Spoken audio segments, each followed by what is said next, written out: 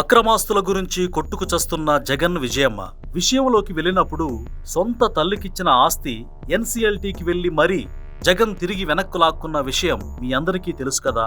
అయితే ఇప్పుడు జగన్ కు ట్విస్ట్ ఇస్తూ చెన్నై ఎన్సీఎల్టీని విజయమ్మ ఆశ్రయించారు. వాదోపవాదనలు విన్న జడ్జిలు విజయమ్మకు అనుకూలంగా తీర్పు ఇచ్చారు. ఒకవేళ చెప్పిన మాట వినకపోతే జగన్ కానీ భారతి కానీ కోర్టు ధిక్కారణ కింద కఠిన చర్యలు తప్పవని చెన్నై ఎన్సీఎల్టీ గట్టిగా హెచ్చరించింది. తీర్పు ఇస్తున్న సమయంలో జగన్ తరఫు న్యాయవాది చేత వాంగ్మూలాన్ని కూడా రికార్డు చేయించింది. జగన్ చెప్పినా వినడని గ్రహించి న్యాయమూర్తి ఈ రకంగా రికార్డు చేయించినట్లుగా న్యాయవర్గాలు అభిప్రాయపడుతున్నాయి.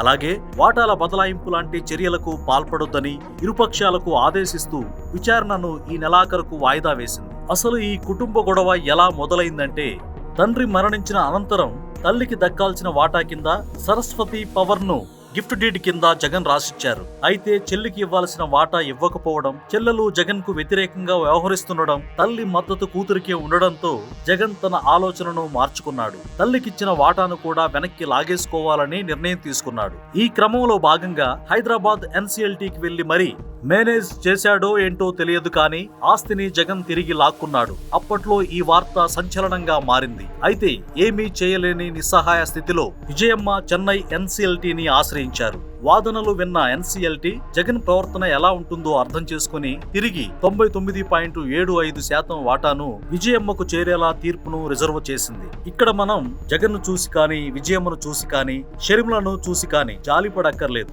ఈ సరస్వతి పవర్ అనేది వైఎస్ రాజశేఖర్ రెడ్డి ముఖ్యమంత్రి అయిన తర్వాత అడ్డగోలుగా దోచుకున్న ఆస్తుల్లో ఇది కూడా ఒకటి.